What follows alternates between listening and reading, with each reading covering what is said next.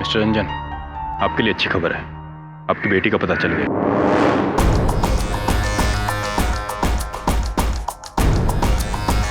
तो यहाँ छुपा रखा है इन कमीनों ने मेरी बेटी को। मैंने छोड़ूंगा नहीं। मिस्टर रंजन, आपकी बेटी की जान दांव पर है। अपनी बेटी के लिए तो मैंने इन किडनैपर्स के सिर्फ एक बार कहने पर 50 लाख रुपए दे दिए। और पुलिस के मना करने के बावजूद भी ये आपने ठीक नहीं किया। मेरी बेटी से बढ़कर इस दुनिया में मेरे लिए कुछ नहीं है मेरे लिए।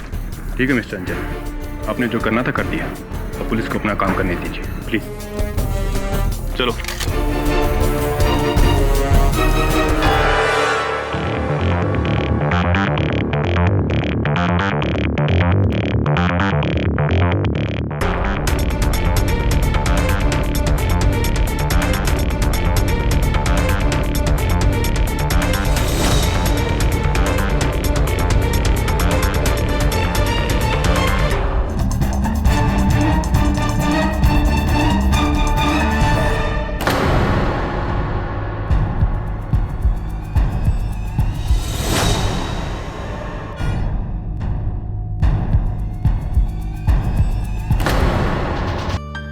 जिम जाओ और उसे बचाओ। हाँ वरुण, अरे बैठ। इस बुले ने क्या घर की बनी हुई कचौड़ी चटनी लाई, उसे खींचना। नहीं सर, सब आप ये पढ़िए सर। हाँ, ये खबर तो मैंने पढ़ी थी सवेरे। सर, इन तीनों को मैं बहुत अच्छी तरह से जानता हूँ। ये किसी की हत्या नहीं कर सकते। खबर पढ़कर तो लगता है कि नहीं सर, से ये तीनों बहुत ही अच्छी फैमिली से हैं। ये लोग पैसों के लिए अपनी अच्छी दोस्त के साथ ऐसा क्यों करेंगे? सर मेरा विश्वास कीजिए, ये लोग ऐसा नहीं कर सकते। We have to help them. Let's find out. खेल खेल में कत्ल, या फिर यूं कहा जाए तो खेल की आड़ में इन तीनों लोगों ने, यानी कि नीव गुप्ता, मिलिंद सेठ और पंछी शाह ने अपनी ही दोस्त साक्षी मिश्रा को किडनैप करने का प्लान बनाया। इन तीनों ने साक्षी को किडनैप किया और फिर साक्षी के पिताजी यानी कि मिस्टर रंजन मिश्रा से एक छोटी सी रैंसम अमाउंट मांगी। और जब ये रैंसम अमाउंट उन्हें मिल गया योर ऑनर, तो बड़ी बेरहमी से इन तीन दोस्तों ने अपनी ही बेस्ट फ्रेंड का कत्ल कर दिया। नहीं, हम लोगों ने कुछ नहीं किया। हमने तो सिर्फ शर्त जीतने के लिए एक छोटा सा प्लान बनाया था। हाँ, हमने खेल खेल में एक शर्त रखी थी और उसी शर्त की वजह से हम लोग ने साक्षी को किडनैप करने का नाटक खेला। इनफैक्ट साक्षी खुद इस प्लान का हिस्सा थी। झूठ बोल रहे हैं ये। मेरी लड़की ऐसा क्यों करेगी? Order order. मिस्टर रंजन, बैठ जाइए। आपको अपनी बात कहने का मौका दिया जाएगा। तो आपके हिसाब से आपने ये सब कुछ एक शर्त की वजह से किया। आप कोर्ट को बताएंगे कि किस तरह की शर्त लगाई थी आपने? ओके, तो लगी शर्त, ऑलराइट, कि मिलिंद इस डरपोक साक्षी के कंजूस बाप से 5 लाख रुपए निकालेगा। 5 लाख नहीं, 50 लाख रुपए निकलवाऊंगा। लेकिन मेरी भी एक शर्त है। अगर मैंने ऐसा कर दिया तो तू हमारी केमिस्ट्री मिस को पूरी क्लास के सामने केस करेगा। बोल, मंजूर है? क्या यार गाइस, तुम लोग भी ना, ये शर्त वर्त से कुछ नहीं होने वाला। तुम लोग नहीं जानते, मेरे पापा बहुत स्मार्ट है। तुम लोग जानते नहीं हो उनको, एक पैसा भी नहीं देंगे वो। एंड बाय द वे, हम लोग वेकेशन पर जाने के लिए पैसे मांगने की बात कर रहे थे। तुम लोग बात को कहां से कहां पहुंचा रहे हो? शर्त हो चुकी है। मंजूर है कि नहीं? बोल। ऑलराइट, मंजूर है, चल डन। ये हुई ना बात। अब देख मैं रंजन अंकल से कैसे पैसे निकलवाता हूँ, और तू भी तैयार है मिस सोनिया को टेस्ट करने के लिए? हमने एक गेम प्लान किया था जिसमें साक्षी खुद हमारे साथ थी। वेकेशंस की वजह से पूरा बॉयज हॉस्टल खाली था, तो साक्षी को छुपाने के लिए उससे अच्छी जगह नहीं हो सकती थी। इसलिए हमने साक्षी को हॉस्टल के एक रूम में छिपा दिया था। और उसके बाद प्लान के मुताबिक हमने एक पीसीओ से रंजन अंकल को कॉल किया, उनसे कहा कि उनकी बेटी को हमने किडनैप कर लिया।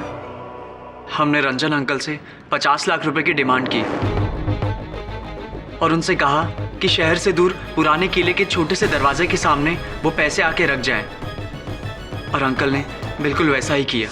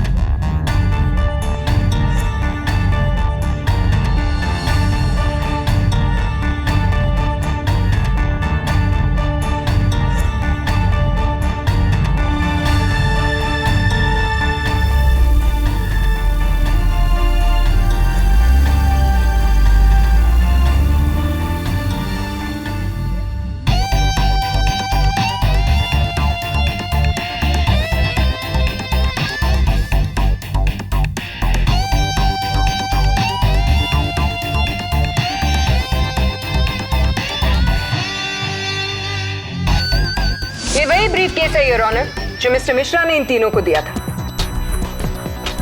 पैसों से भरा ये ब्रीफ केस पुलिस ने इन तीनों से ही बरामद किया है।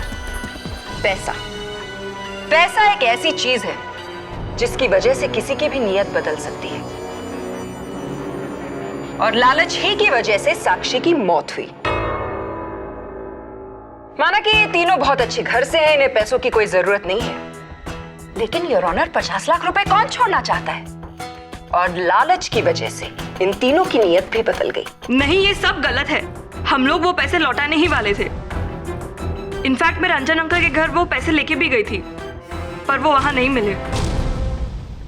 लेकिन आपने पैसे लौटाए नहीं। इतना पैसा देखकर आप तीनों की नीयत बदल गई। योर ऑनर, इन तीनों ने ये पैसा अपनी निजी मौज मस्ती के लिए रखना चाहा, लेकिन इसके रास्ते में आ रही थी एक लौती रुकावट, यानी कि साक्षी, और उसे इन तीनों ने अपने रास्ते से हटाना चाहा। उस दिन ये तीनों पैसे लेकर दोबारा हॉस्टल रूम में गए। साक्षी बहुत खुश थी। उसे ये लगा कि अब प्लान के मुताबिक उसे घर चले जाना चाहिए। इन तीनों ने उससे ये कहा कि वो घर तो जा सकती है, लेकिन वो पैसे नहीं लौटाएंगे। साक्षी को ये बात बिल्कुल गलत लगी, लेकिन फिर ये उसे समझाने लगे कि इन तीनों को उन पैसों की ज्यादा जरूरत है, अपने नशे के लिए, पूल पेट्स के लिए, अपनी नवाबी लाइफस्टाइल और न जाने किन चीजों के लिए। साक्षी ने जब इस बात का विरोध किया तो इन तीनों ने साक्षी को अपने रास्ते से हटा ही दिया। देखो, अब तो हमारा प्लान सक्सेसफुल हो गया है। अब जल्दी से पैसे दे दो, मैं घर जा रही हूँ। देखो साक्षी, तुम्हें जाना तुम जा सकती हो, लेकिन तुम्हें हम ये पैसा नहीं देंगे। हाँ साक्षी, तुम्हें हम ये पैसे नहीं दे सकते। लेकिन क्यों? क्योंकि इस पैसे की हमें सख्त जरूरत है। मैं तुम लोगों को नहीं छोड़ूंगी। मैं अभी के अभी जाकर पुलिस को तुम लोगों की असलियत बता दूंगी। साक्षी रुक। साक्षी,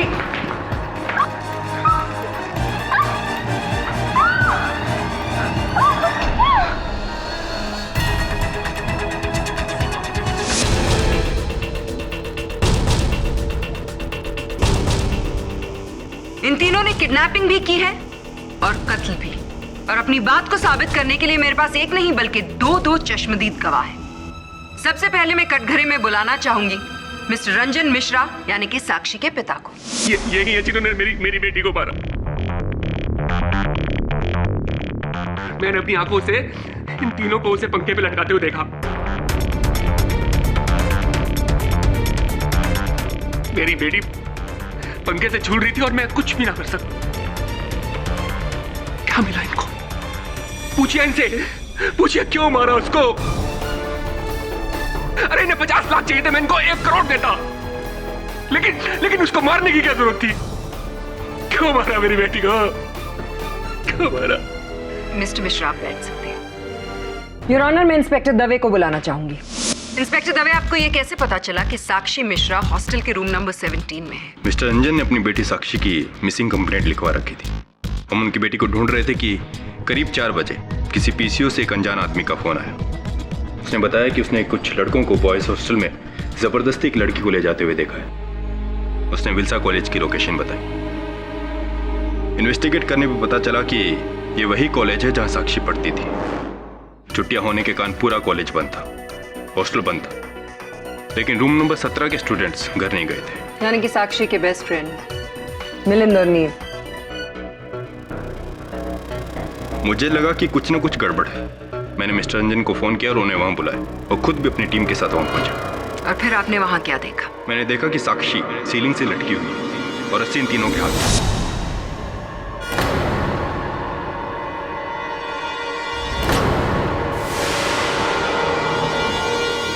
जी नहीं, साक्षी हमारे आने से पहले मर चुकी थी।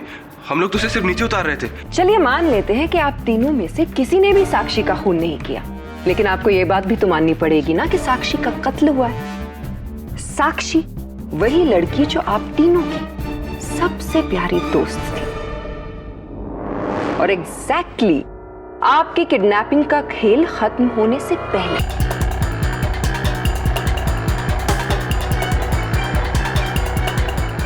चलिए अब आप अदालत को यह बताइए कि आप तीनों ने मिस्टर मिश्रा से जब पैसे लिए उसके बाद आपने क्या किया? 50 lakhs। आखिर तू शर्त जीत ही गया। आई डोंट बिलीव कि तूने साक्षी के कंजूस डैड से 50 लाख रुपए निकलवाए। मानता है कि नहीं? मानता हूँ यार, मानता हूँ, लेकिन गाइस अब हमको जल्दी से जल्दी ये खेल खत्म कर देना चाहिए यार, क्योंकि अगर साक्षी टाइम पे घर नहीं पहुंची ना तो हम सब लोग पुलिस स्टेशन पहुंच जाएंगे। राइट। और क्या पंची, तुम साक्षी के घर जाओ और देखना रंजन अंकल कहीं पुलिस के पास नहीं चले जाएं यार। डोंट वरी नीव, मुझे पता है मुझे क्या करना है। एक काम करो, ये पैसे लेके रंजन अंकल को दो और उनको संभालना और सब कुछ समझाना तुम्हारे जिम्मे है, ठीक है? एक मिनट। ये क्या कर रहा है तू? पैसे क्यों निकाल रहा है?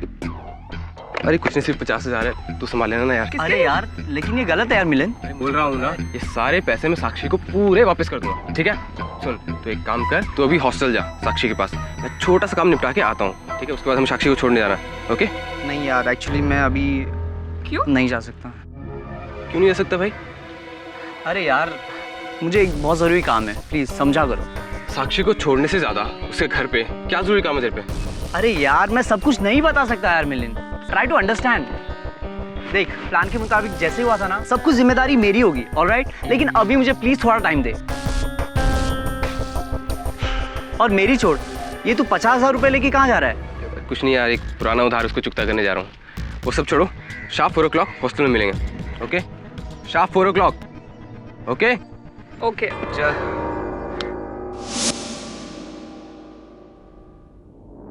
आप सब 4 बजे मिले तो थे, लेकिन साक्षी को घर पहुंचाने के लिए नहीं, बल्कि उसे ऊपर पहुंचाने के लिए। नहीं, ऐसा नहीं है। हमारे प्लान के मुताबिक मुझे रंजन अंकल को समझाना था। तब तक नीव और मिलिंद साक्षी को लेके वहां आने वाले थे, लेकिन सब गड़बड़ तभी हुई जब ही नीव और मिलिंद को कोई जरूरी काम के लिए कहीं जाना पड़ा। इसलिए हम लोगों ने प्लान बनाया कि हम लोग ठीक 4 बजे हॉस्टल के गेट के पास मिलेंगे।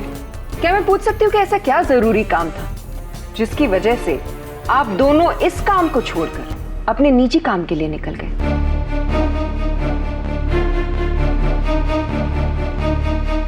तो आप दोनों में से पहले मेरे सवाल का जवाब कौन देगा? नीव आप या फिर मिलिंद आप?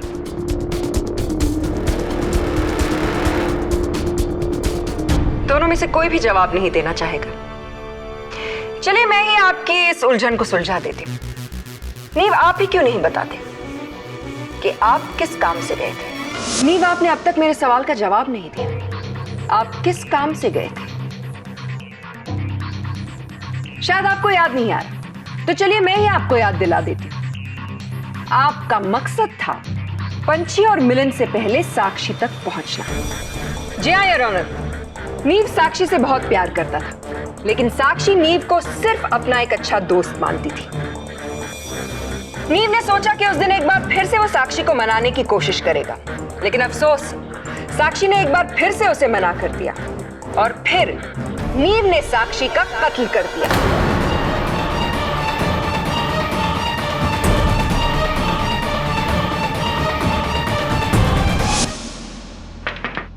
कौन? साक्षी, मैं नीव। अरे मिलिंद और पंछी कहाँ हैं? उन्हें छोड़ो ना, हमारे बारे में सोचो साक्षी। साक्षी, मैं तुमसे बहुत प्यार करता हूँ और मेरा यकीन करो, मैं तुम्हें बहुत खुश रखूंगा। तुम्हारे बिना जिंदगी जीना मैं सोच भी नहीं सकता। तुम पागल हो गए हो नीव। मैंने तुमसे कितनी बार कहा है कि मैं तुमसे प्यार नहीं करती। हम सिर्फ और सिर्फ दोस्त हैं, और अगर हमेशा के लिए तुम्हें मेरी दोस्ती चाहिए, इस ख्याल को अपने मन से निकाल दो, वरना क्या क्या करोगी तुम? नहीं, ऐसा कुछ नहीं हुआ। मिलिंद और पंछी अच्छी तरह जानते हैं कि मैं साक्षी से कितना प्यार करता था। फिर मैं भला उसे क्यों मारूंगा? इनफैक्ट मैं तो उससे शादी करने वाला था। बंद करो ये बकवास। एक तो मेरी बेटी को मार दिया, ऊपर से उसकी बदनामी कर रहे हो। Order order. मिस्टर रंजन, बैठ जाइए। आपको अपनी बात कहने का मौका दिया जाएगा। जी नहीं, नीव साक्षी को बदनाम करने की बिल्कुल कोशिश नहीं कर रहा है। ये लोग सच में एक दूसरे को बहुत प्यार करते थे। ये सच है, और ये भी सच है कि साक्षी भी नीव से बहुत प्यार करती थी। ये बात उसने मुझे खुद आके बोली थी। हाँ, बस एक ही लेक्चर बाकी है।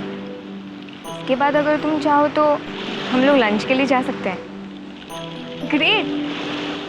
लंच के बाद मूवी? ठीक है, मैं फ्री होकर फ़ोन करती हूँ। Okay, bye. किसके साथ बात कर रही थी? नीव, राइट? तू मुझसे अपनी दिल की बात नहीं छुपा सकती। प्यार करती है ना नीव से? हाँ, एक्चुअली पंछी आई लव नीव। मुझे वो बहुत अच्छा लगता है। I want him to be my man. ये सच है, हम दोनों एक दूसरे से प्यार करने लगे थे। उस रोज भी मैं पंडित जी से मिलने मंदिर गया था। चूंकि साक्षी और मैं मिलिंद और पंछी को सरप्राइज देना चाहते थे, इसीलिए उस दिन मैंने इन दोनों से ये बात छिपाई कि मैं पंडित जी से मिलने मंदिर जा रहा हूँ। बताइए पंडित जी, क्या ये आपसे मिलने आया था? हाँ, ये बचवा हमसे मंदिर पर मिलने के लिए आया था। किसी लड़की से प्रेम विवाह करने की बात कर रहा था। धन्यवाद पंडित जी। तो बताइए मिलिंद, उस दिन आप गए कहाँ थे? आप भी तो 50,000 रुपए लेकर अपना प्लान छोड़कर किसी और पर्सनल काम के लिए चले गए थे। कहाँ गए थे आप?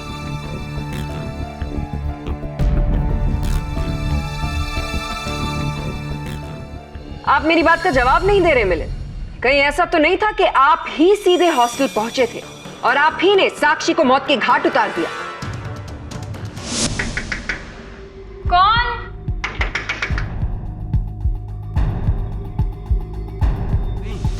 ये सच नहीं है। मैं भला साक्षी को क्यों मारूंगा? और वैसे भी हमने पंछी को पैसे देकर भेज दिया था, तो फिर मैं अपनी दोस्त का कत्ल कैसे कर सकता हूँ मैम? अगर आपने ऐसा नहीं किया तो फिर आप अदालत को बताते क्यों नहीं कि आप कहां गए थे उस दिन? मिलिंद, आप मेरी बात का जवाब नहीं दे रहे। जी वो उस दिन मैं किसी को पैसे देने गया था। एक्चुअली मुझे ड्रग्स की लत लग गई थी, जिस वजह से मेरे खर्चे बढ़ गए थे। उस दिन भी मैं 50,000 रुपये लेके इसीलिए गया था ताकि मैं अपने पुराने कर्जे उतार सकूं। हालांकि मैं वो पैसे बाद में साक्षी को लौटाने वाला था। योर ऑनर, ड्रग्स लेने की आदत, पुराना कर्जा और रैंसम में मिले 50 लाख रुपए। मिलिंद के पास बहुत ही क्लियर ऑप्शन था। साक्षी को अपने रास्ते से हटा दो और फिर फिरौती के पूरे 50 लाख रुपए इनके। जी नहीं, ये सच नहीं है। भला मैं अपनी फ्रेंड का कत्ल क्यों करूंगा? मैं सच कह रहा हूँ मैम, मैं उस दिन अपने फ्रेंड को पैसे देने गया था। मैं रॉकी को पैसे देने गया था मैम। रियली? तो क्या आप अपने इस अच्छे दोस्त रॉकी को यहाँ अदालत में बुला सकते हैं ताकि आपकी बात साबित हो जाए?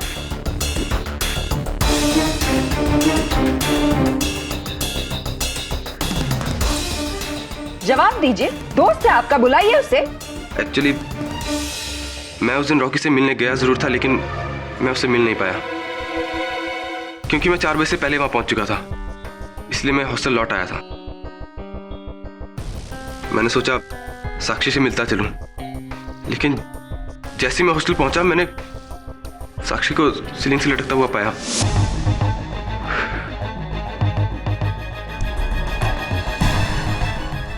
चार बज गए यार, ये नीव और पंछी कहाँ रह गए? चलो मैं साक्षी से मिल लेता हूं।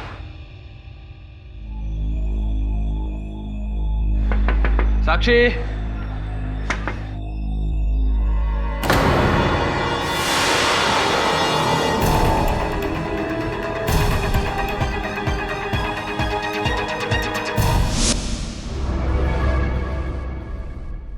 मैं डर गया था।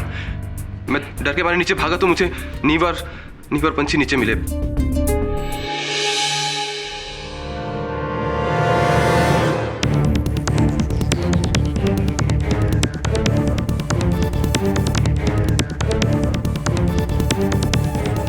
योर ऑनर, अभी एक ऐसे बात का पता चला है जिससे इस केस का रुख ही बदल जाएगा।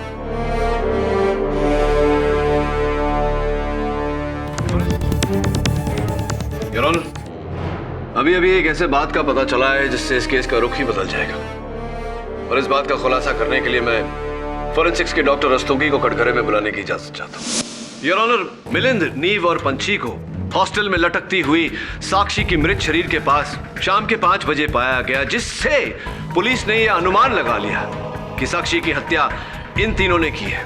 किंतु योर ऑनर, फोरेंसिक्स के इस रिपोर्ट का कहना है कि साक्षी की मृत्यु 2.5 घंटे पहले, यानी कि 2 और 2.5 के बीच में हो गई थी। क्या मैं सही कह रहा हूं डॉक्टर रस्तोगी? जी हाँ, क्योंकि 2.5 घंटे पहले ही मिस साक्षी मिश्रा का कत्ल गला दबाने की वजह से हुआ था, इसीलिए कई बार ये बताना मुश्किल हो जाता है कि मौत कितने बजे हुई थी। क्या आपके कहने का ये अर्थ निकाला जा सकता है कि फोरेंसिक्स ये पता ही नहीं लगा पाई कि साक्षी की मृत्यु कितने बजे हुई थी? जी नहीं, एक्चुअली पुलिस को साक्षी की लाश 5 बजे मिली थी। जांच करने पर यह पता चला कि साक्षी की मौत गला घुटने की वजह से हुई थी, लेकिन प्रॉपर पोस्टमार्टम करने के बाद यह बात सामने आई कि साक्षी की मौत 5 बजे नहीं बल्कि लगभग 2 और 2.5 बजे के बीच में हुई थी।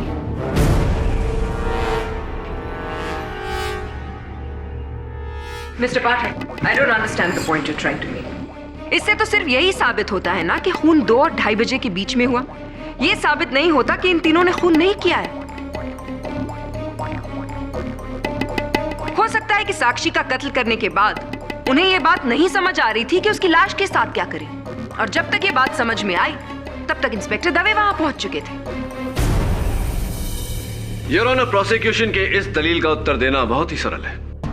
मेरे तीनों मुवक्किल अपने अपने कथन में कह चुके हैं योर ऑनर कि जिस समय साक्षी की मृत्यु हुई उस समय विभिन्न व्यस्तता के कारण ये हॉस्टल पर उपस्थित नहीं थे। मिलिंद अपने दोस्त रॉकी को ड्रग्स के पैसे देने गए थे, पंछी साक्षी के पिताजी से मिलने गए थे, और नीव मंदिर गए थे पंडित जी से मिलने। योर ऑनर, सबसे पहले मैं चाहूंगा कि पंडित जी कटघरे में आकर इस बात पर रोशनी डालें।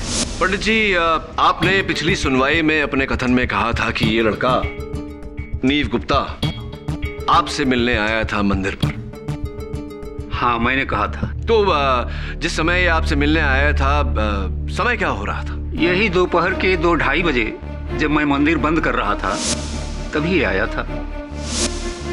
और आपसे वार्तालाप करके, बातें करके कितने बजे ये वहां से निकले? अब मुझसे बातचीत किया, आधा पौना घंटा तो लगा होगा। यानी कि अगर कहा जाए कि 2.5 बजे ये आपके मंदिर से निकले तो गलत नहीं होगा। 2.5 बजे योर ऑनर, 2.5 बजे नीव मंदिर से निकला। ठीक उसी समय हॉस्टल में साक्षी की हत्या हो रही थी।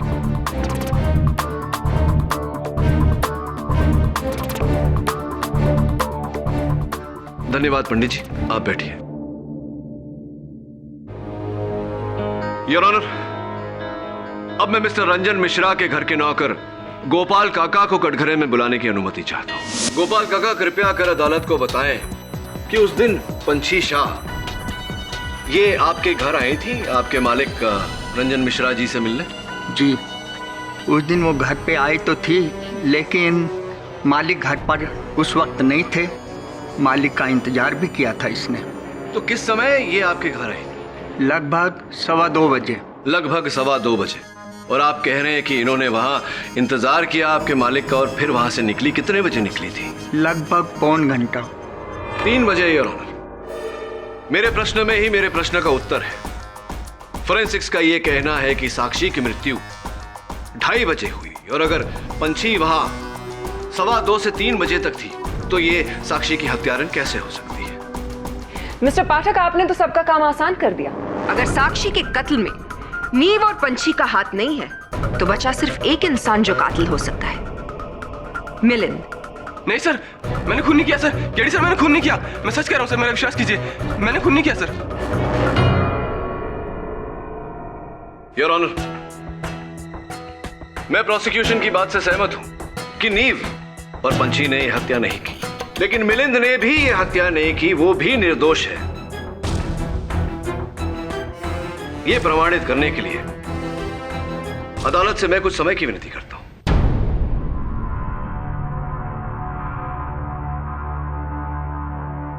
यह अदालत अगली सुनवाई तक मुलतवी की जाती है।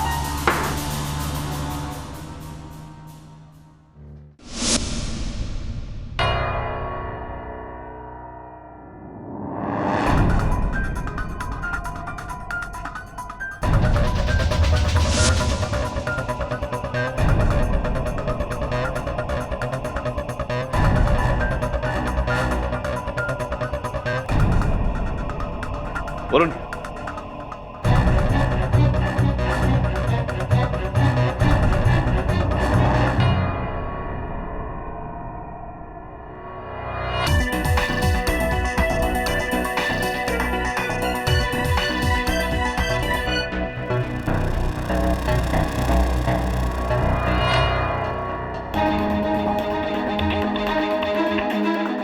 वरुण,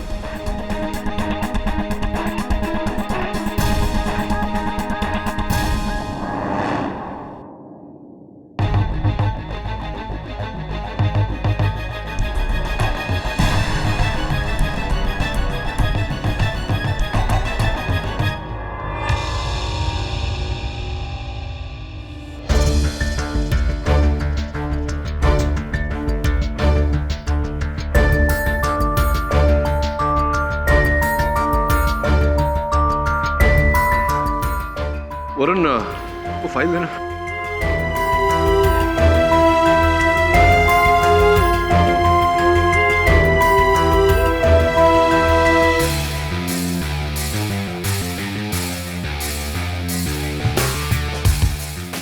चाबी की और खून की जितनी जल्दी हो सके जांच करा।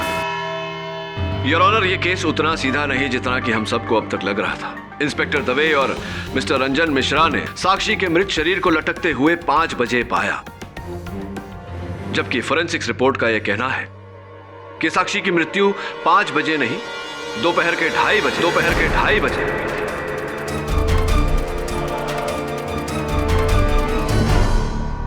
जिस समय योर ऑनर गवाहों के बयान के अनुसार पंछी शाह मिस्टर रंजन मिश्रा के घर गई थी उनसे मिलने, और नीव गुप्ता पंडित जी से मिलने मंदिर गए थे।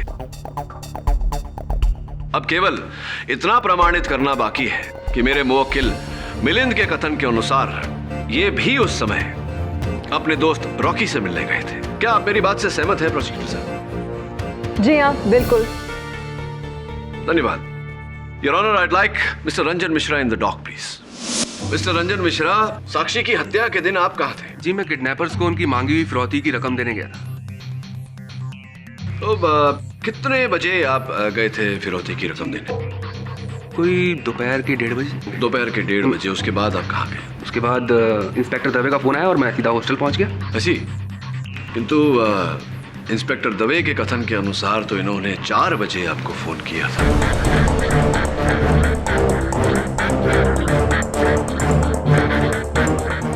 तो 1:30 और 4 बजे के बीच आप कहाँ थे? कहाँ था? अपनी बेटी का घर पर इंतजार कर रहा था। भाई, किडनैपर्स की डिमांड जो पूरी की मैंने। शायद आपसे भूल हो रही है मिस्टर मिश्रा। क्योंकि पंछी शाह और आपके गृह सेवक गोपाल काका दोनों ने अपने अपने कथन में कहा कि जिस समय पंछी आपके घर आपसे मिलने आई थी उस समय आप घर पर उपस्थित नहीं थे। कहाँ थे आप 1:30 और 4 बजे के बीच? भाई कहा ना कि मैं अपनी बेटी की किडनैपिंग को लेकर बहुत परेशान था और किडनैपर को पैसा देने के बाद मैं भगवान से यही दुआ कर रहा था कि मेरी बेटी को जल्द से जल्द घर वापस आ जाए, बस। भगवान से दुआ कर रहे थे। भगवान से दुआ कहाँ पर कर रहे थे? किसी मंदिर में, मस्जिद में या बॉयज हॉस्टल में?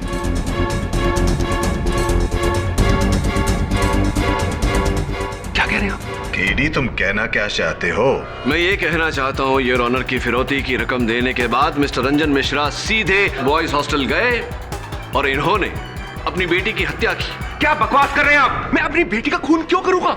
ये तो आप ही बता सकते हैं हमें मिस्टर रंजन मिश्रा।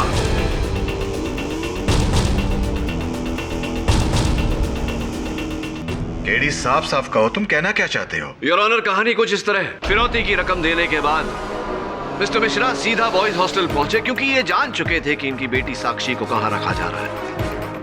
वहां पहुंचने के बाद इन्होंने साक्षी पर वार किया, गला घोंटकर उसे मारने का प्रयास किया। योर ऑनर, योर ऑनर, ये मिस्टर केडी ये क्या मनगढ़ंत कहानियां बना रहे हैं?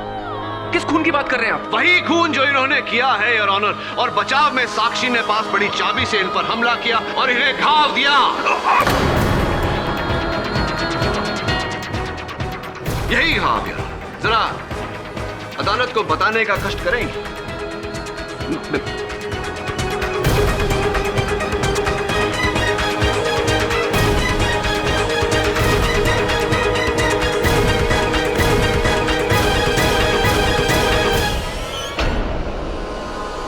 और इसी घाव से टपका हुआ खून योर ऑनर हमें बाहर कॉरिडोर में मिला।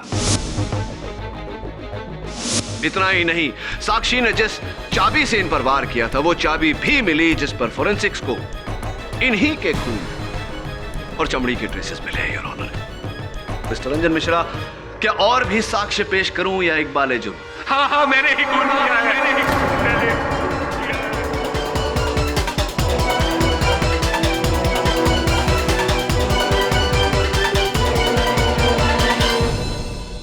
ये तीनों तो मेरी सिर्फ प्लानिंग का शिकार हुए थे। इन्हें तो इस्तेमाल किया था मैंने उस दिन जब मैं फिरौती की रकम देने के बाद अपनी कार लेकर वापस आ रहा था।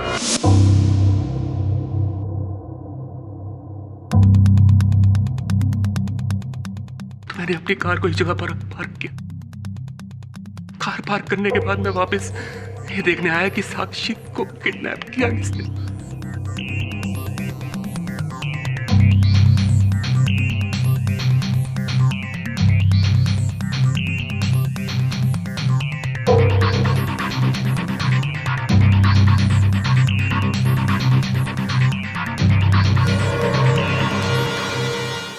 अब हमको जल्दी से जल्दी ये खेल खत्म कर देना चाहिए, क्योंकि अगर साक्षी टाइम पे घर नहीं पहुंची ना तो हम सबका गेम खत्म और हम लोग सीधे पुलिस स्टेशन, समझा?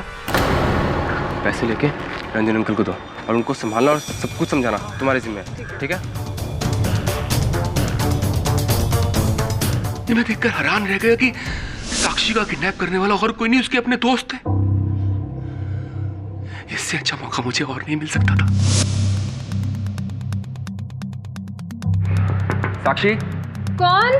साक्षी बेटा, मैं पापा। दरवाजा खोलो बेटा। देखो बेटा, डरो मत। साक्षी, मुझे तुम्हारे दोस्तों ने सब कुछ बता दिया है। पापा, आप हमसे नाराज तो नहीं है ना? बेटा, मैं आपसे नाराज नहीं। इनफैक्ट मैं तो आपसे बहुत खुश हूँ कि आप बिल्कुल ठीक हैं और ये सब एक मजाक था। I am happy. पापा, आई एम रियली सॉरी। हमें ऐसा नहीं करना चाहिए था। नहीं साक्षी, नहीं। तुम लोगों ने तो बहुत अच्छा किया। तुम लोगों के ऐसा करने पर ही तो मुझे मौका मिला तुम्हें अपने रास्ते से हटा देने का।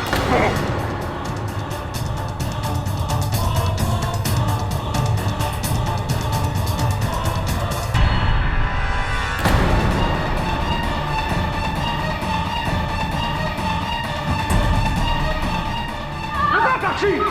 साक्षी!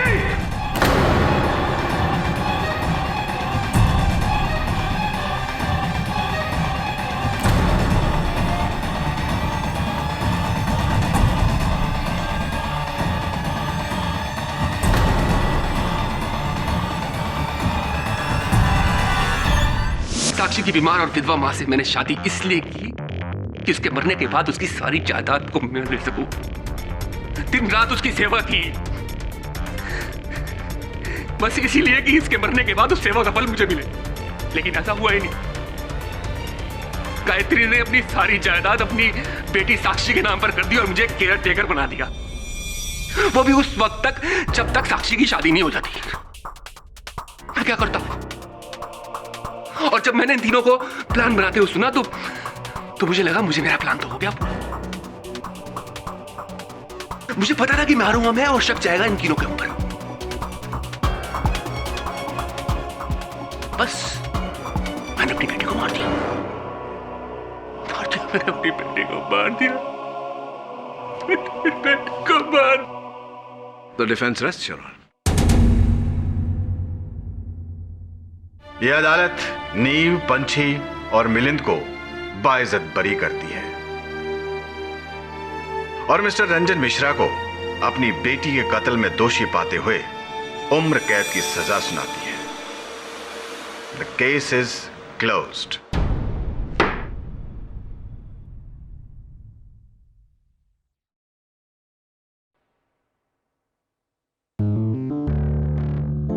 थैंक यू केडी सर, अगर आप नहीं होते तो पता नहीं हमारा क्या होता। Thank you KD sir. You're welcome. लेकिन धन्यवाद तुम लोगों को मेरा नहीं, वरुण का करना चाहिए।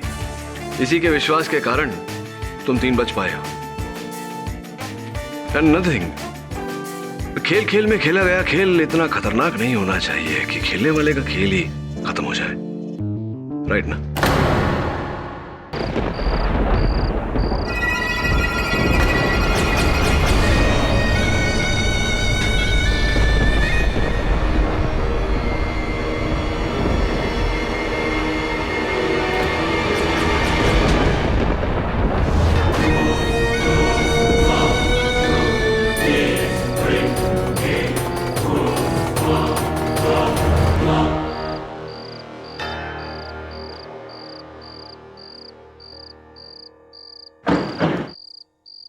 ठाकुर साहब, नीलाक्षी ये यहाँ क्या कर रही है? नीलाक्षी? ठाकुर साहब, जरूर कुछ गड़बड़ है। भाई साहब, भाई साहब, भाई साहब! बड़े ठाकुर,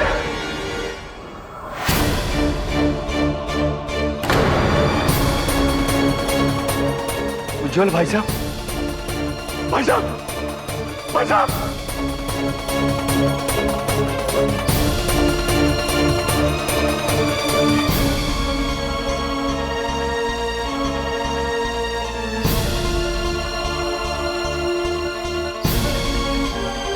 भाई साहब तो मर गए। इनके पैर पे सांप के कांटे का निशान है। ये नीलाक्षी का ही काम है। तुम्हारा शक सही था मस्तानी, वो लड़की नागिन है। दिसंबर चाचा, गांव वालों को इकट्ठा करो, हम उस नागिन को नहीं छोड़ेंगे।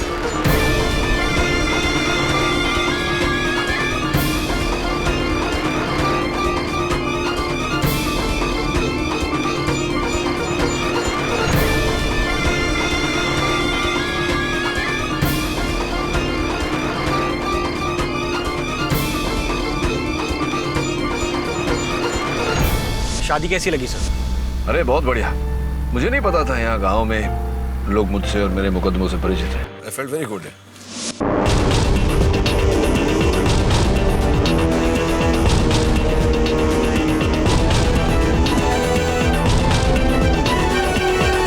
परिचित है? सब पूरा जिला आपके फैन से भरा हुआ है। इसीलिए तो मेरी मौसी ने इंसिस्ट किया था कि मेरी कजन की शादी में मैं आपको जरूर लेकर आऊं। Thank you for coming sir. अरे आई एंजॉयड।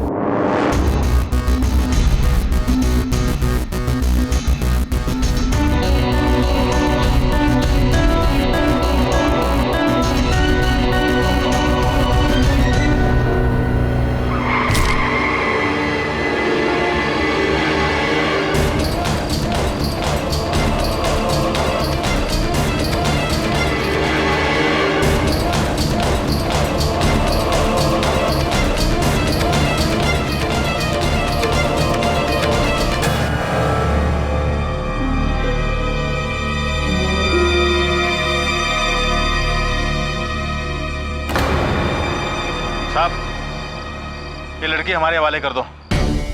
मैं इस गांव का सरपंच हूँ, आप जाओ यहाँ से। क्यों पीछे पड़े इसके? क्या किया इसने? हत्यारन है ये। मेरे भाई साहब ठाकुर उज्जवल सिंह की जान ली है। लेकिन उसके लिए तो कानून है ना, आप लोगों ने कानून अपने हाथ में क्यों लिया है? साहब जी, ये कोई आम मुजरिम नहीं है जो कानून इसका फैसला करेगा। ये एक इच्छाधारी नागिन है।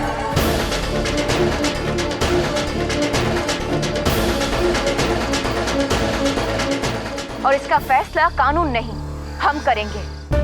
इसका जहरीला फन कुचलकर। क्या कह रहे हैं आप लोग? ये लड़की इच्छाधारी नागिन?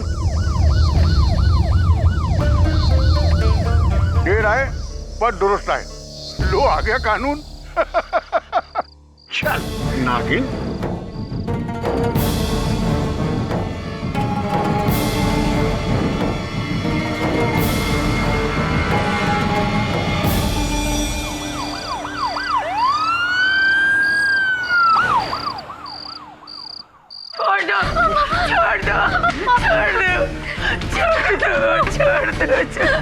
हम आपको बचा लीजिए। छोड़ दो मेरी बच्ची को। मेरी बच्ची की कोई गलती नहीं है, उसने कुछ नहीं किया साहब। हाँ दरोगा, बाहर निकाल इसको। इसका तो हश्र हम करेंगे। इसने हमारे भाई साहब की जान ली है नागिन।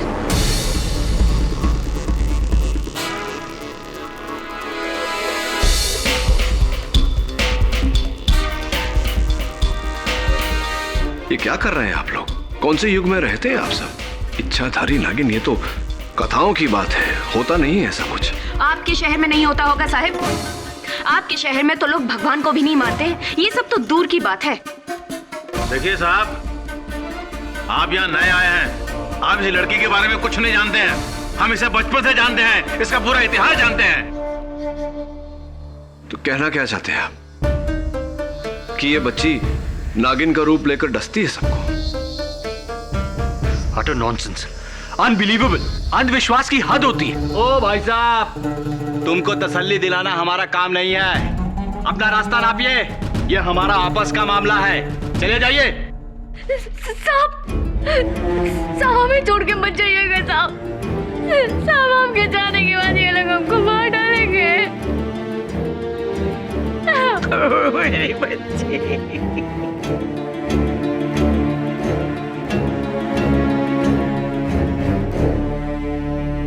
इसे गिरफ्तार किया है तो कानूनी कार्रवाई तो होगी। आपके गांव में न्यायालय है? क्यों? इस लड़की का मुकदमा लड़ोगे आप? वकील हो? एडवोकेट केडी पाठक।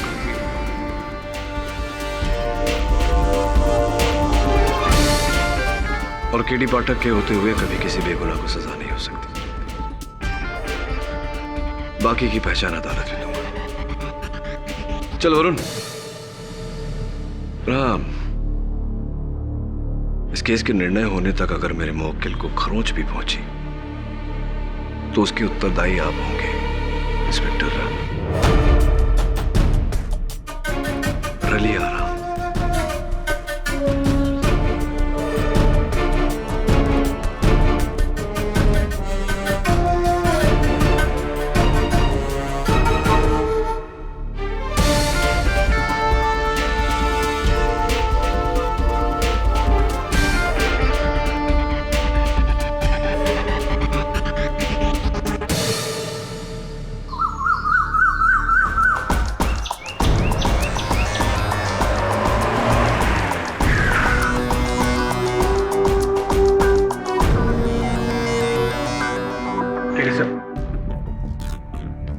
एक बार फिर से सोच लीजिए। हम इस लड़की को अच्छी तरह से जानते भी नहीं है। वो क्या है क्या नहीं है। हो सकता है वो नागिन नहीं, खूनी हो।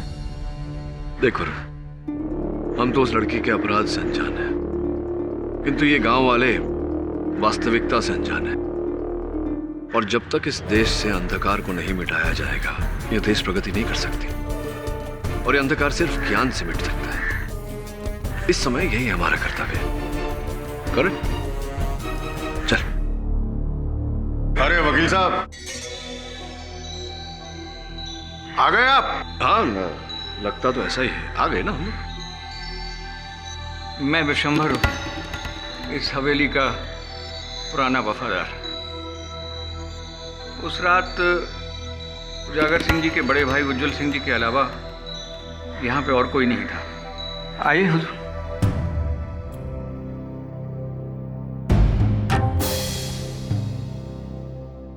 वकील साहब, हमने यहां से ठाकुर साहब की लाश उठाई थी। पैर में सांप का काटा, बदन नीला पड़ा, जहर से मौत। क्लियर केस, एकदम क्लियर।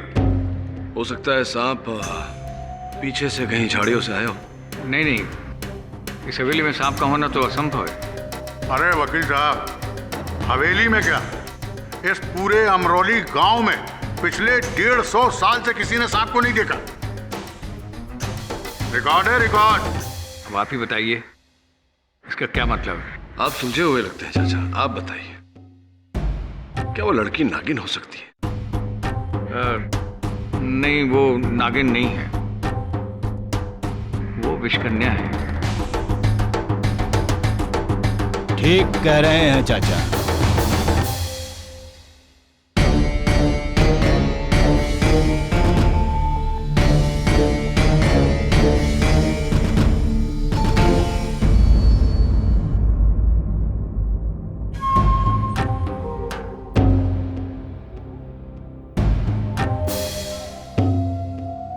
माय बाप, ये जो लड़की कटघरे में खड़ी हैंगी ना,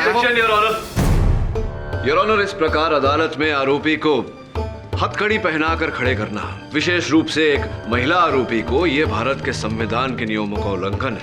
वाह!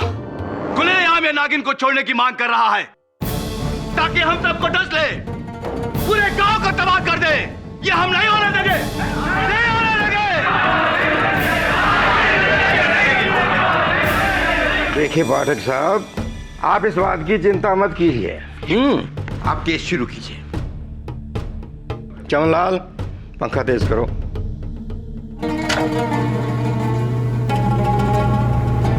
क्षमा चाहता हूं योर ऑनर, किंतु जब तक ये हथकड़ियां उतारी नहीं जाती मैं अपना पक्ष नहीं रख पाऊंगा। और सोचने वाली बात है योर ऑनर कि अगर ये लड़की वाकई में नागिन है तो क्या हथकड़ी द्वारा सांप को रोका जा सकता है? कृपया कर राम।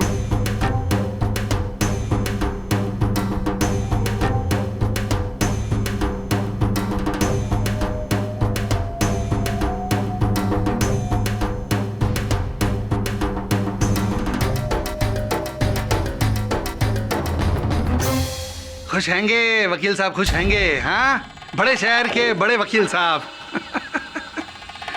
अगर आपकी इजाजत हो तो कार्रवाई शुरू करें। धन्यवाद। मैं बाप, 1 अगस्त की रात ठीक 11:30 बजे ठाकुर उज्जवल सिंह की हवेली से एक लड़की फरार हैंगी। 3 लोगों ने उसे देखा हैंगा।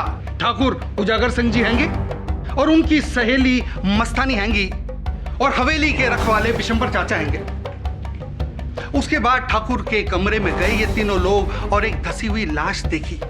ठाकुर, माय बाप, गांव वालों का कहना हैगा कि ये लड़की नागिन हैंगी। अब कैसे मान ले कि ये लड़की नागिन हैंगी? यहां सारे सब भी पढ़े लिखे लोग हैंगे। क्यों वकील साहब?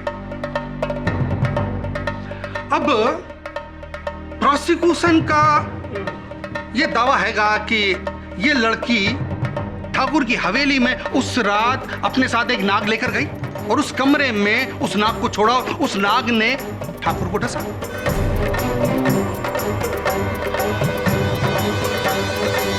सीधी सिंपल मर्डर हैंगी। भाई बाप, मर्डर करने के लिए कई लोग पिस्तौल का इस्तेमाल करते हैंगे, गंडासे का इस्तेमाल करते हैंगे, छुरी का इस्तेमाल करते हैंगे। इस लड़की ने नाक का इस्तेमाल किया है ना।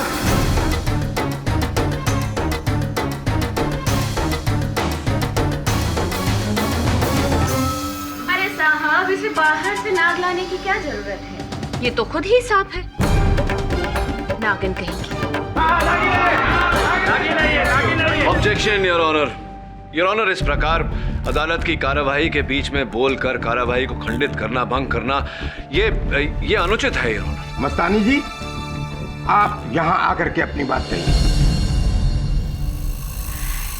वैसे तो पूरा अमरौली इस नीलाक्षी की कहानी के बारे में अच्छे से जानता है, लेकिन इस नए वकील के लिए हम ये कहानी फिर से दोहरा देते हैं। हुआ ये था कि 20 साल पहले इस विधवा दुलारी को ये लड़की छत्तीसगढ़ के जंगलों में मिली थी, वो भी सांपों के डेरे के बीच में।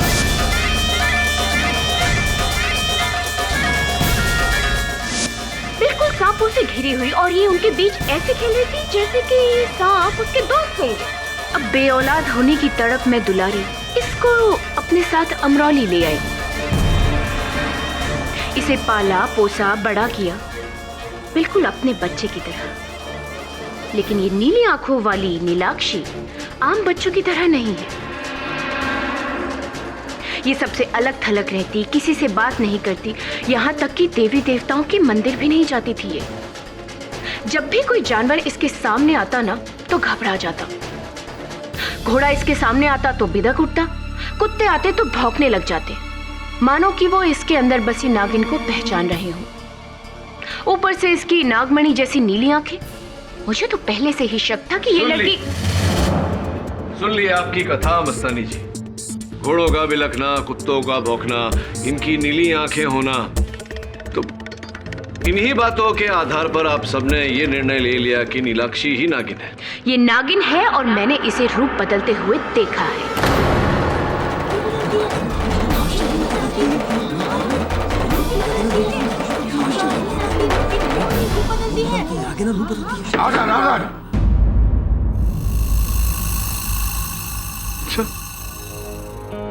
अगर आपको आपत्ति ना हो तो कुछ प्रश्न करो। धन्यवाद। तो अब कह रही थी कुछ, आपने रूप बदलते हुए देखा है? जी हाँ, एक दिन मैं हवेली से लौट रही थी तो दुलारी के घर के पास मैंने देखा कि एक सांप गुजर रहा था।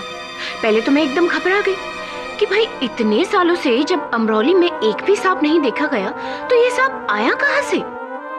लेकिन फिर भी जैसे तैसे हिम्मत करते हुए मैं आगे बढ़ी और उस सांप का मैंने पीछा किया, और मैंने देखा कि वो सांप एक पेड़ के एक सिरे से घुसा और थोड़ी ही देर बाद दूसरे सिरे से ये नीलाक्षी बाहर निकली।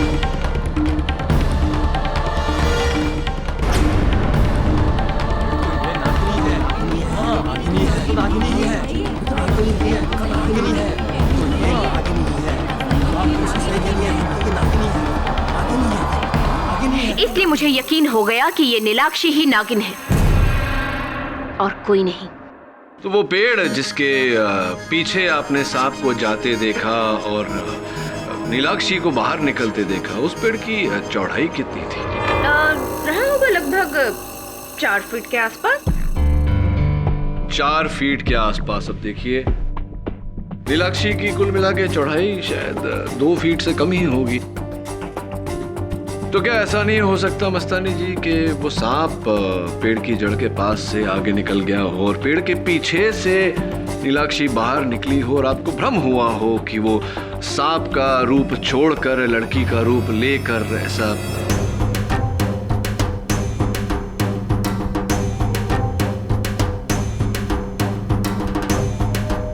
जी नहीं, जब इतने सालों से अमरौली में कोई सांप देखा ही नहीं गया तो फिर वो सांप आया कहां से? और एक अकेली मैं ही नहीं हूँ जो इस नीलाक्षी की सच्चाई के बारे में जानती हूँ। अगर आप चाहे तो हमारे मंदिर के पंडित जी पुरोहित जी से ही पूछ लीजिए। जज साहब, आपकी अनुमति हो तो पुरोहित जी को बुलाएं।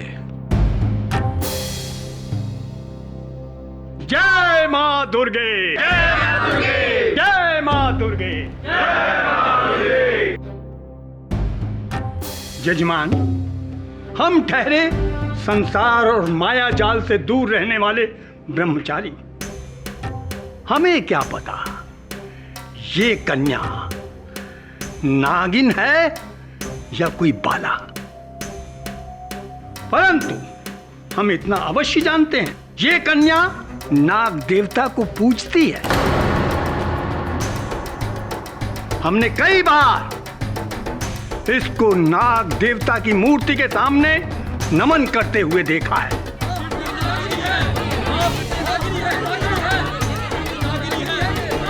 बचपन से नागों के साथ इसका ऐसा क्या लगाव है? जय मां दुर्गे। जय मां दुर्गे। राम राम माई बाप।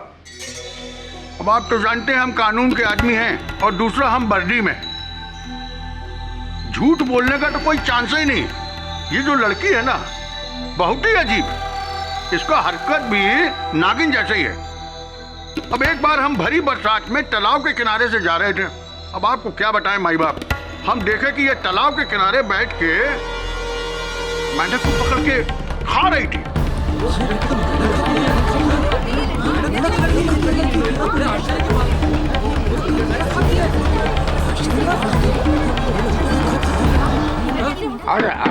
अब भला बताइए, मेंढक तो सर्पों का भोजन है, इंसानों का तो नहीं ना। जैसे जैसा प्रांत जैसे लोग वैसा भोजन। चीन में तो बड़ा विशेष भोजन माना जाता है मेंढक को। अरे वहाँ खाते होंगे वकील साहब। देखिए आपको बताएं, जिस तरीके से बड़े ठाकुर साहब की मौत हुई है ना, और इस लड़की की अजीब हरकतें, मेरा तो पूरा डाउट माई बाप इसी लड़की पे जाता है, सिर्फ इसी लड़की पे जाता है साहब। माई बाप, इसके लक्षण नागिन के भले ही ना हो, पर एक विषकन्या के जरूर हैं। एक बार स्कूल में हुजूर इसको बिच्छू ने काट लिया। हमें तो लगा कि ये गई काम से, लेकिन चुटकी बजाते ये ठीक हो गई। मैं तो तभी भाग गया था कि इस पर जहर का कोई असर नहीं होता। इसकी रगों में खून के साथ साथ जहर दौड़ता है। ये विषकन्या है, विषकन्या हुजूर, विषकन्या।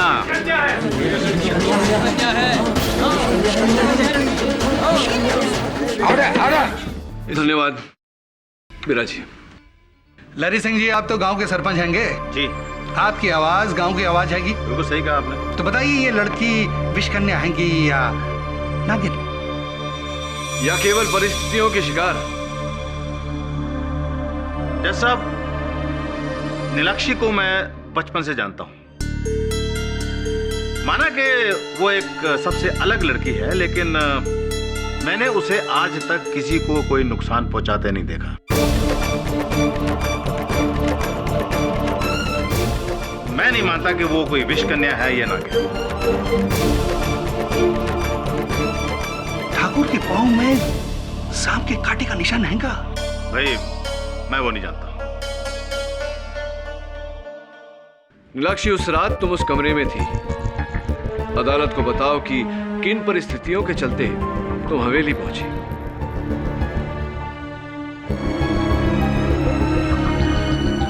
डरो मत, बोलो। मेरी माँ को जोड़ों का दर्द है साहब। ठाकुर उजागर सिंह ने कहा था कि शहर में उसकी दवा मिलती है, तो माँ की दवा वो ले आएंगे शहर से। और बड़े ठाकुर के बुलाने की वजह से मैं उनके पास वो दवा लेने गई थी।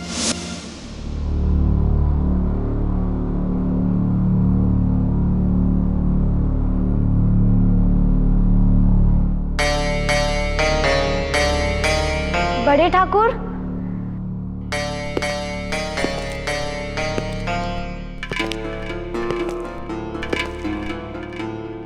नीलू, ऊपर आ जा। घबरा मत, कोई नहीं है हवेली में। नहीं बड़े ठाकुर, वो माँ की दवाई लेने आए थे हम।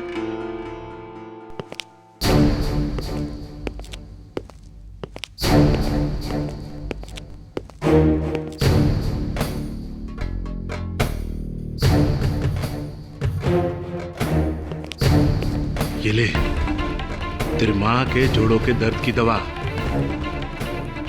पर सुन, 1 महीने में दर्द छूमंतर। बड़े ठाकुर धन्यवाद जी। इसके पैसे? अरे पैसे तुझसे किसने मांगे? कभी मांगे हैं?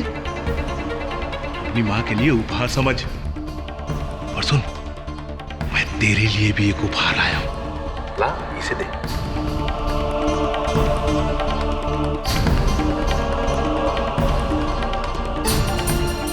ये देख, बढ़िया है ना?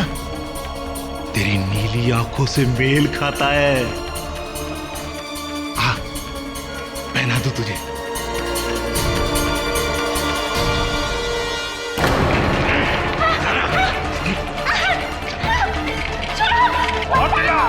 कोई नहीं है हवेली में।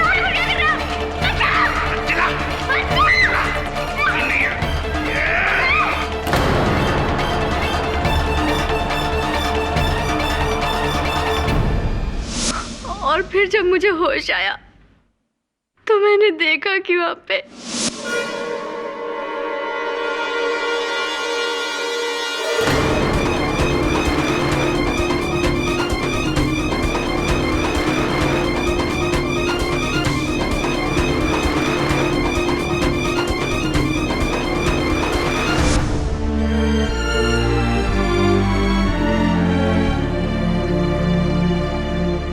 साहब, यदि यह शहर होता तो नीलाक्षी पर किए गए जबरदस्ती का साक्ष्य फोरेंसिक्स द्वारा बड़ी सरलता से हमें मिलता, किंतु यहाँ इन बातों के लिए समय लगता है और वो हमारे पास नहीं। इसीलिए चंद तस्वीरें दिखाना चाहता हूं। इनमें साफ रीत से दिखाई पड़ता है योर ऑनर, ठाकुर उज्जवल सिंह के शरीर पर इनके नाखूनों के खरोंचे, उनके हाथों पर इनके काटने के निशान और इनके गाल पर वो लाल दाग जो ठाकुर उज्जवल सिंह के थप्पड़ मारने के कारण हुआ।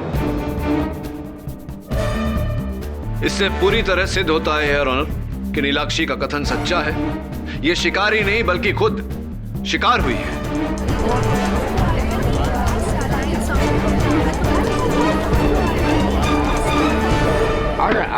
वाह वाह वाह वाह वाह वाह वकील साहब, बचाव के घाव के निशान यानी कि हमले के निशान भी तो हो सकते हैंगे। ये लड़की उस रात ठाकुर के घर में गई और उस पर हमला किया है ना। प्रोसिक्यूटर साहब, मैं आपको स्मरण करा दूं कि ठाकुर की मृत्यु लड़की के हमले के कारण नहीं, सांप के काटने के कारण। और वो सांप यही लड़की लेकर आई थी। इसका कोई सबूत हैंगा आपके पास? हैंगा बड़ी देर से इसी बात का इंतजार कर रहा था मैं। इक्का हैंगा। अच्छा, रखिए।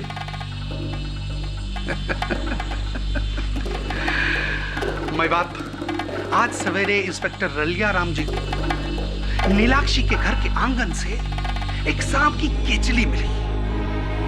अभी दिखाता हूं।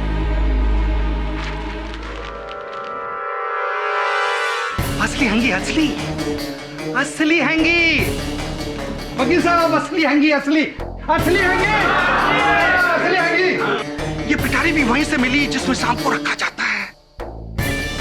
और इसकी बू, भाई बाप, वकील साहब जरा सुनिए ना, अरे सुनिए।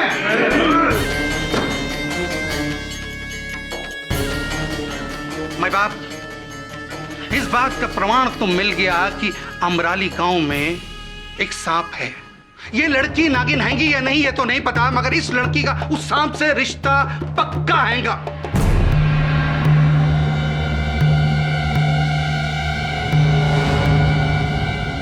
बताओ सबके सामने, बेहतर यही होगा कि अपना जुर्म कबूल कर लो।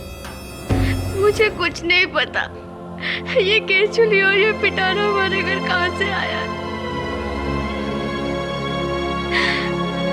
माँ, मुझे बचा लो, मुझे कोई फंसा रहा है। माँ, वो कौन है योर ऑनर? इसका अनुमान है मुझे। मैं ठाकुर उजागर सिंह जी को कटघरे में बुलाने की अनुमति चाहता हूँ। एक तो ये लड़की हमारे देवता समान भाई की जान लेती है और फिर उनके चरित्र पर कीचड़ उछालती है। तुझे तो मैं आज ही रात हवेली उठा कर ले जाऊंगा, फिर जो हस्र करूंगा तेरा देख लेना। ठाकुर उजागर सिंह, आपने अभी अभी भरी सभा में इस लड़की को अपहरण की धमकी दी है। आईपीसी धारा 506 के तहत क्रिमिनल इंटिमिडेशन यानी कि आपराधिक भय दर्शन और आईपीसी धारा 367 अपहरण के लिए आपको 2 साल की जेल हो सकती है। राइट जज साहब? हे वकील, क्या मजाक है ये? 2 वर्ष काराबंद रहना कोई स्वांग नहीं होता ठाकुर साहब। मेरे 5 गिनने से पहले अपने शब्द वापस लीजिए, वरना 1। अच्छा 2। मैं अपने शब्द वापस लेता हूं, मैं अपने शब्द वापस। वेरी गुड, मतलब बहुत अच्छे। अब ये बताइए ठाकुर साहब, दुलारी देवी की दवाई आप ही लाए थे? जी हाँ, इंदौर से। तो ये दवाई जो आप लाए वो इस बक्से में लाए थे, बड़े बक्से? जी हाँ, इस बक्से में। इतने बड़े बक्से में इतनी छोटी सी बोतल क्यों? क्या इस बड़े से बक्से में कोई और भी सामान था इस दवाई की शीशी के साथ? आपको क्या लगता है मैं इसमें सांप लाया था? हाँ, यही लगता है मुझे। वकील, दिमाग ठिकाने लगा दूंगा। फिर भरी सभा में धमकी दे रहे हैं। मेरा कहने का मतलब, वकील साहब, हम अपने बड़े भाई साहब को क्यों मारेंगे? उचित प्रश्न, और इसका उत्तर भी दूंगा। पहले आप ये बताइए कि आप इंदौर क्यों गए थे? भाई साहब और मैंने मिलकर इंदौर से बाहर 100 एकड़ जमीन खरीदी थी। उसी की रजिस्ट्री के लिए वहां गया था, वकील से मिलने। और सुना है कि लौटते समय आप एक छोटी सी जगह रुके थे, सपेरों की बस्ती में। क्या ये सच है? अरे क्या बात कर रहे हैं? आपको किसने कहा? आप ही के वाहन चालक ने। उसका ये कहना है कि बिल्लोड़ा नाम की सपेरों की बस्ती में आप रुके थे। क्यों गए थे आप वहां भ्रमण करने, साइट सीइंग, पर्यटन, या कोई विशेष कारण था आपके वहां जाने का?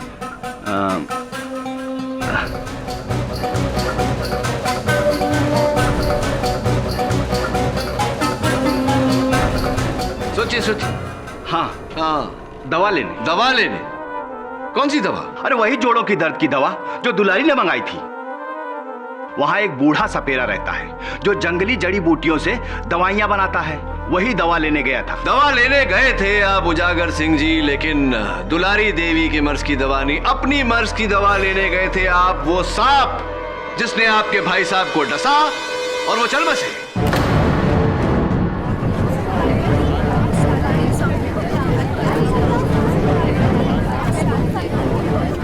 शांत हो। भाई बाप, भाई भाई का खून क्यों करेगा? संपत्ति, जायदाद जज, वो 100 एकड़ की जमीन दोनों भाइयों ने मिलकर खरीदी थी, लेकिन पंजीयन सिर्फ आपके नाम पे की गई है उजागर सिंह जी।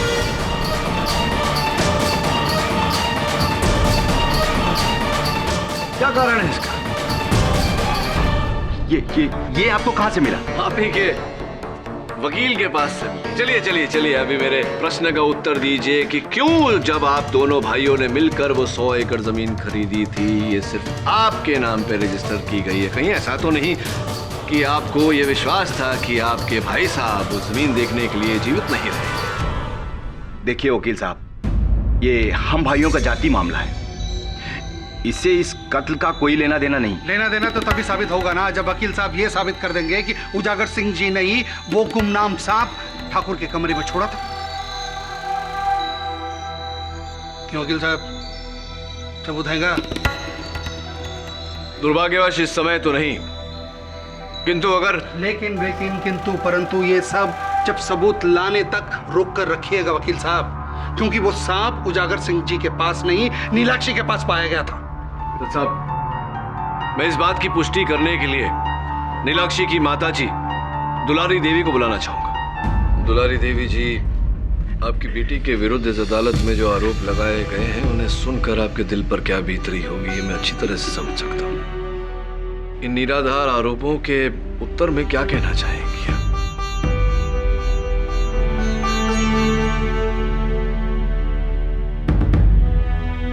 कुछ कहिए दुलारी देवी। इस अदालत में किसी ने आपकी बेटी को नागिन कहा, किसी ने विष कन्या। आपकी बेटी को इस समय आपके सच की, एक माँ के सच की आवश्यकता है। कुछ कहिए। मुझे माफ कर दे बेटी, मुझे माफ कर दे। मैं अब तेरी असलियत नहीं छुपा सकती हूँ।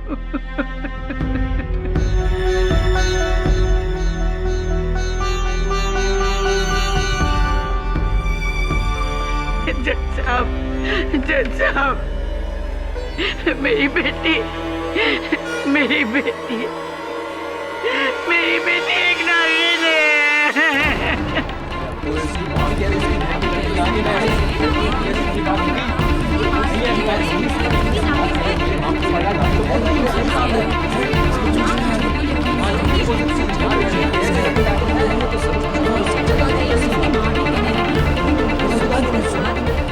बात कह रही हैंगी इसकी माँ?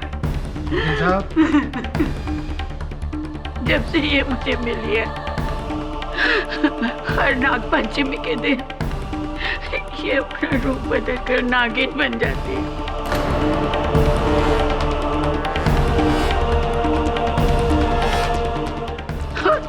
और कुछ घंटे बाद ये अपने इंसानी रूप ले लेती है। मैंने जब पहले ये देखा कि वो किसी को नुकसान नहीं पहुंचाती है, तो मैंने इस राज को राज ही रखा जज साहब। माँ, क्यों कर रही हो आप ऐसा? क्यों माँ? चुपचाप क्या खड़े हो? मारो पत्थर से!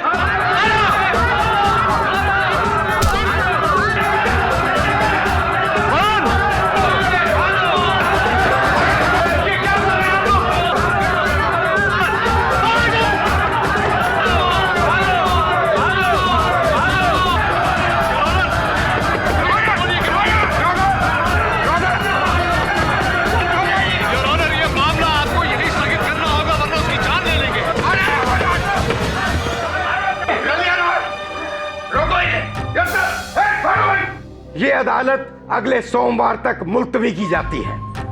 आप सब लोग जा सकते हैं।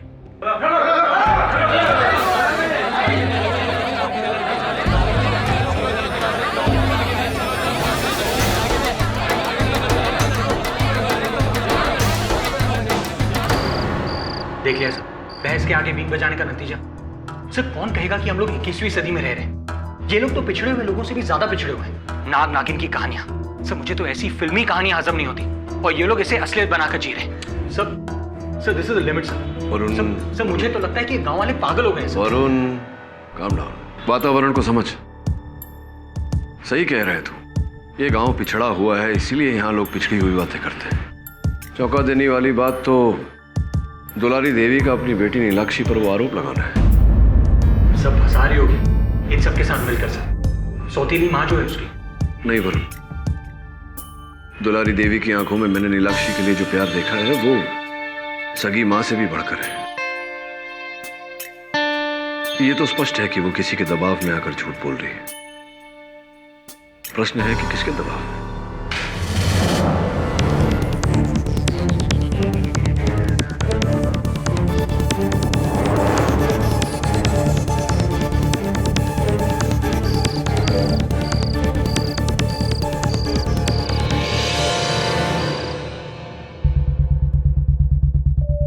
सब बाहर कोई नहीं है। अभी भी समय है, इस केस को छोड़कर वापस अपने शहर चले जाओ, वरना इस नाग पंचमी के दिन उस नागिन के पाप का प्रायश्चित तुम्हें करना पड़ेगा। पता कर किसकी राइटिंग? जी सर, लेकिन नाग पंचमी तो आज है, और दुलारी ने कहा था कि नाग पंचमी को नीलाक्षी नागिन का रूप धारण करती है।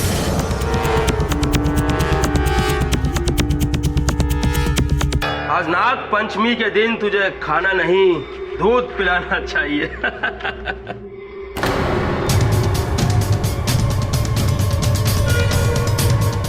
साहब, साहब भाग गई, नागिन भाग गई। रलिया साहब, नागिन भाग गई। साहब जी, मैंने अदालत में झूठ बोला था कि नीलू एक नागिन है। ये तो सच है कि नीलू मुझे सांपों के डेरे से मिली थी, पर साहब जी दूसरी लड़कियों की तरह वो भी एक आम लड़की है। वो बेकसूर है साहब जी। वो बहुत भोली है, वो बहुत मासूम है साहब जी। झूठ क्यों बोला आपने? उसने मुझे धमकी दी थी। उसने मुझे धमकी दी थी कि मेरी बेटी को अगर मैंने नागिन नहीं माना तो वो उसे जेल में जिंदा जला देगा साहब जी। किसने धमकी दी थी? मैं नहीं बता सकती, मैं नहीं बता सकती। अगर उसे पता चल गया तो वो मेरी बच्ची को नहीं। आप मेरी बात सुनिए।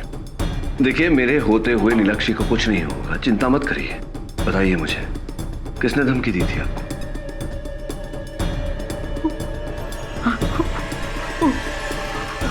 उजागर सिंह।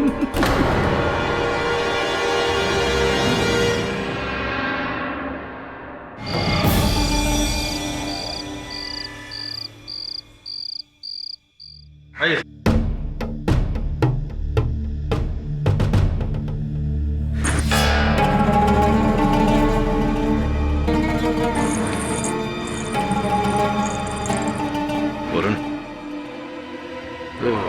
नीलाक्षी की बहन है। नीलाक्षी तो जेल में है सर। तो फिर रख। ठाकुर साहब,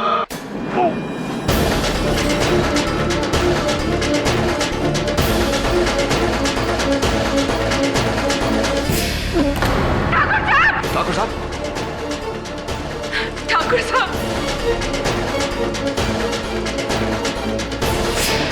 माय गॉड, सांप को काटा है।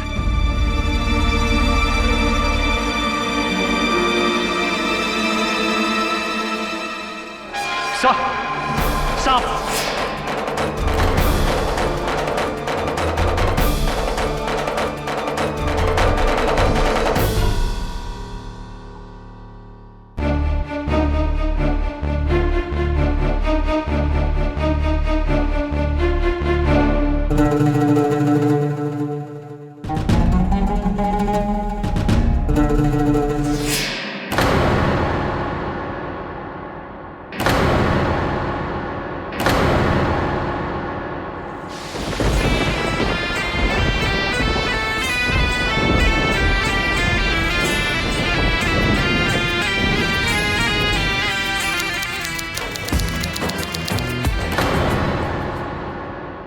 और भी दिलचस्प कहानी देखने के लिए हमारे चैनल को सब्सक्राइब करें और बेल आइकॉन दबाना न भूलें।